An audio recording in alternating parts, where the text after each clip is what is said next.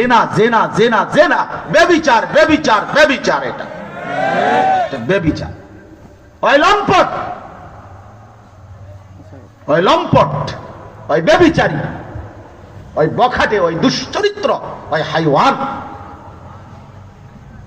হাইওয়ান। যদি বলেন না আমাদের শুধু সামান্য একটু কথা বলি, আমরা মাঝে মাঝে একটু হাত ধরে বিকালে একটু হাঁটি আমরা পার্কে, এতটুকুর বেশি আর কিছু নাই, বিশ্বাস করেন হুজুর। আপনি শুদ্ধ মারেন, হ্যাঁ শুদ্ধ মারেন। একটু হাতের আঙ্গুল ধরা, এটাও তো জেনা, কথা বলেন না? হ্যাঁ, রাসূল সাল্লাল্লাহু আলাইহি ওয়াসাল্লাম বলছে জিনাল ইয়াদ, হাতের জেনা। সামান্য কথা বলা, এটাও জেনা। জিনাল মানতিক, কথার জেনা। জিনাল লিসান, জবানের জেনা।